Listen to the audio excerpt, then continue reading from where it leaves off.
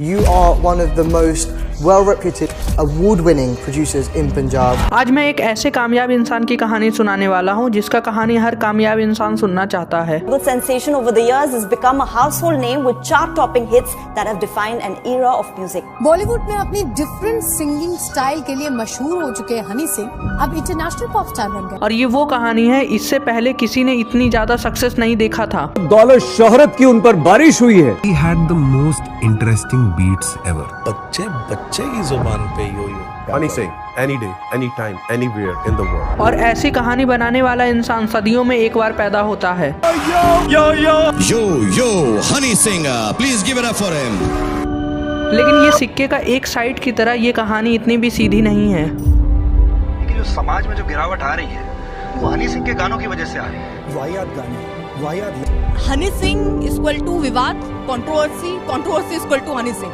लड़कियों को एक कमोडिटी की तरह इस्तेमाल करते हो अपने गानों में। हजारों प्रोटेस्ट हुए थे। हनी सिंह को यहाँ मत बुलाओ, गन वायलेंस लाएगा, यहाँ पे वल्गैरिटी लाएगा। इतना गंदा गाना गा रहा है। और 8 साल म्यूजिक इंडस्ट्री से गायब रहने वाला इंसान फिर आके एक बार टॉप पर बैठ गया है।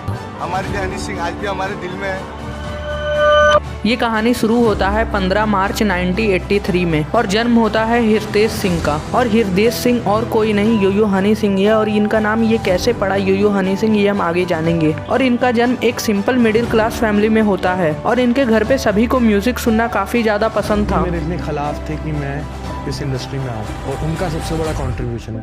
पापा की तनख्वाह 15,000 और म्यूजिक सिस्टम 35,000 और जिसकी वजह से हनी सिंह को बचपन से ही काफ़ी ज़्यादा म्यूज़िक और डांस का शौक था। और उनका टर्निंग पॉइंट तब आता है जब उनके घर पे एक तमिल म्यूज़िक एल्बम आता है। ए भाई, सिख फैमिली में तमिल टेक और एक म्यूज़िक बजा, उसने मुझे टेक ओवर कर दिया, हावी हो गया।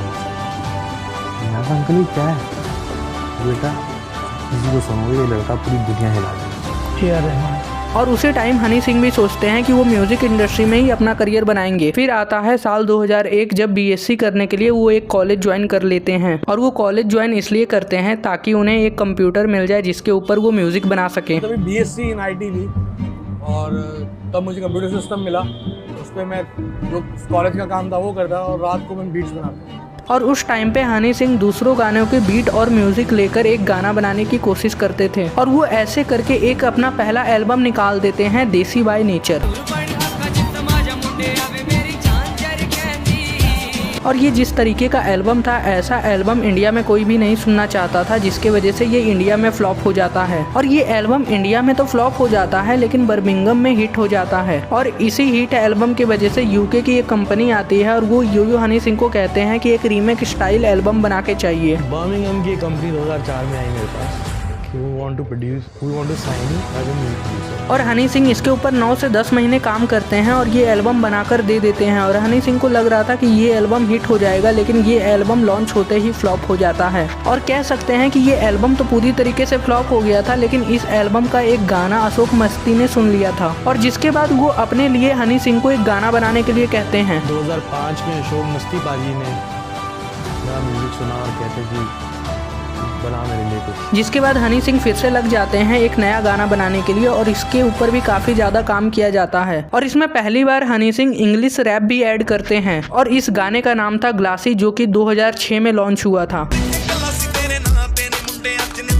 और कह सकते हैं कि ये गाना एक हनी सिंह के लिए सुपर सक्सेसफुल सॉन्ग था। और ये गाना इतना सक्सेसफुल हुआ था कि लोगों के जुबान पे आने लगा था यो-यो हनी सिंह। और 2006 में हर कोई अब यो-यो हनी सिंह के साथ काम करना चाहता था। जिसके बाद हनी सिंह बड़े बड़े आर्टिस्ट के साथ काम करना स्टार्ट कर देते हैं, जैसे कि दिलजीत सिंह और मिस पूजा और जस्सी सिद्धू के साथ काम किया। और उस टाइम पे हनी सिंह टोटल 21 सॉन्ग बनाते हैं और वो सारे सॉन्ग काफी सुपर हिट जा रहे थे। और जिसके बाद वो पंजाब में तो पूरी तरीके से पॉपुलर हो गए थे और जिसके बाद उन्हें पंजाबी मूवी का भी ऑफर आने लगा था। और 2011 तक तो हनी सिंह ने काफी सारे सुपर हिट गाने बनाए थे, लेकिन उसमें ज्यादातर हनी सिंह मेन लीड में नहीं होते थे। उन गानों में थोड़ा बहुत रैप किया करते थे। और जिसके बाद वो एक फैसला करते हैं कि वो अपना एल्बम निकालेंगे और जिसके अंदर वो मेन लीड में रहेंगे। और इस एल्बम में वो अकेले तो नहीं थे, इसमें और 13 अलग अलग आर्टिस्ट भी थे। और इस एल्बम में टोटल 14 सॉन्ग थे और हनी सिंह का इसमें एक सोलो सॉन्ग भी था। और ये एल्बम दुबई में पूरी तरीके से शूट किया गया था और इस एल्बम का नाम था इंटरनेशनल विलेजर।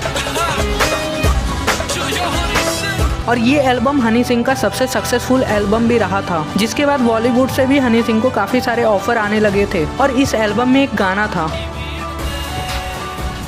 और ये गाना काफ़ी ज़्यादा पॉपुलर हुआ था और इस गाने का केवल 3 लोगों के पास ही राइट थे, लेकिन बाद में इसे एरोस इंटरनेशनल ने खरीद के इसे कॉकटेल जैसी मूवी में ऐड किया था। और जहाँ तक पहले हनी सिंह का गाना ज़्यादातर पंजाब में ही सुना जाता था और जब इस गाने को बॉलीवुड में लाया गया तब इसके वजह से पूरा इंडिया इस गाने को सुनने लगा था। और जिसके बाद हर किसी को ये लगने लगा था कि जहाँ कोई भी सॉन्ग में हनी सिंह है तो वो गाना हिट ही होगा, और हो भी रहा था ऐसा ही कुछ। और जिस सॉन्ग में हनी सिंह होते थे वो सॉन्ग तो हिट होता ही था, साथ में वो मूवी भी हिट हो जाता था। और जिसके बाद हर सेलिब्रिटी हनी सिंह के साथ काम करना चाहता था, जैसे कि अक्षय कुमार, शाहरुख खान, अमिताभ बच्चन जैसे सुपरस्टार। और उस टाइम पे सारे गाने हनी सिंह के हिट हो रहे थे और वो कोई डिजिटल टाइम तो था नहीं, वो टाइम था ब्लूटूथ एरा। और उस टाइम पे ब्लूटूथ से गाने वीडियो को शेयर किया जाता था, ना कि इंटरनेट इतना ज़्यादा पॉपुलर हुआ था। और जिसके बाद भी हनी सिंह इतने ज़्यादा पॉपुलर हो गए थे कि हर बच्चे की जुबान पे हनी सिंह थे। और हनी सिंह का 11-12 में ही बादशाह और रफ्तार के साथ कंट्रोवर्सी भी होता है और जिसके वजह से वो दोनों अलग हो जाते हैं हनी सिंह के साथ। उससे पहले हनी सिंह के साथ ही वो दोनों काम किया करते थे। और 2013 से ही हनी सिंह का डाउनफॉल स्टार्ट हो जाता है बॉलीवुड, जहाँ पे हनी सिंह को ग्रैंड एंट्री मिला था और जिसकी वजह से बॉलीवुड भी काफ़ी ज़्यादा सक्सेसफुल हो रहा था। और बॉलीवुड में होने की वजह से हनी सिंह को भी किसी ने कहा था कि तुम ड्रग ट्राई करो। सरदार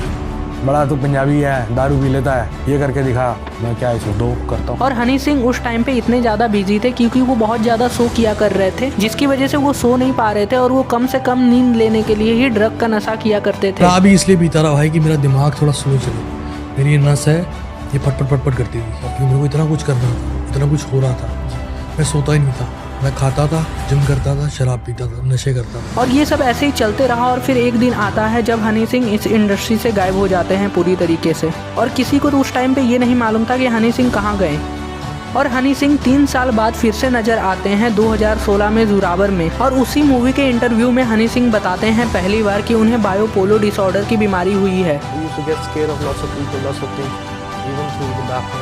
Let's just clarify here, we're talking about a bipolar. और 2016 से 2018 तक वो 1-2 गाने ही लॉन्च किए थे और वो 2018 में ठीक होकर आते हैं और उनका सबसे पहला गाना होता है मखना, और जो कि 1 हफ्ते के अंदर ही 50 मिलियन व्यू पार कर लेता है। और जिसके बाद हनी सिंह अपना गाना फ्रिक्वेंटली लॉन्च किया करते थे और 2019 से लेकर 2023 तक टोटल 33 सॉन्ग लॉन्च किया जाता है। और इतने सॉन्ग में केवल 2-3 सॉन्ग ही हिट होते हैं, जैसे लोका, फर्स्ट किस जैसे सॉन्ग हिट होते हैं और बाकी सारे गाने भी ठीक ठाक ही परफॉर्म कर रहे थे, लेकिन वो हनी सिंह को पहले वाला क्रेज नहीं मिल रहा था। और हनी सिंह समझ जाते हैं कि पहले जैसी जनरेशन आज की जनरेशन नहीं है, जिसके बाद वो लोगों को ही देखने लगते हैं कि उन्हें कैसा गाना पसंद आ रहा है। तो उसके लिए मुझे आजकल जो चल रहा है वो किसी ना किसी तरह तो अपडेट रहना है ना, मैं उनके साथ घूम फिर तो सकता नहीं। तो यही है कि इंस्टाग्राम पे देखूंगी ये लोग करते क्या हैं, किस तरह की बातें सुनते हैं, किस तरह की बातें करते हैं, तो निकला होगा ना काफी। और ये सारी चीजें समझने के बाद वो 15 अक्टूबर 2023 में अपना पहला गाना फिर से लॉन्च करते हैं। और ये गाना इंस्टाग्राम पे काफी ज्यादा वायरल हुआ था, जिसके बाद वो एक नया गाना बनाते हैं और ये गाना हिट होता है पहले की तरह ही। और ये दोनों सॉन्ग देसी कलाकार का ही रीमेक था। और हनी सिंह 2023 के एंड के सक्सेस को देखते हुए वो फिर से एक नया एल्बम रिलीज करने का सोचते हैं और जिसके बाद वो अपने एल्बम के लिए यंग सिंगर को लाते हैं, जैसे पैराडॉक्स जैसे सिंगर, जो कि आज के जेनजी जनरेशन को काफी अच्छे से समझते थे। और ये वही एल्बम है जिसे तुम अभी भी सुनना चाहोगे। और ये भी एल्बम इंटरनेशनल विलेजर की तरह ही सुपर हिट होता है और जिसकी वजह से आज के टाइम में यो हनी सिंह का फिर से एक नया क्रेज हमें देखने मिल रहा है और हनी सिंह एक बार फिर से आकर अपने टॉप पर बैठ चुके हैं। और ये वीडियो आपको अच्छा लगा है तो प्लीज वीडियो को लाइक करें और चैनल को सब्सक्राइब भी कर लें। अब हम किसी नए वीडियो में मिलेंगे, आज के लिए इतना ही।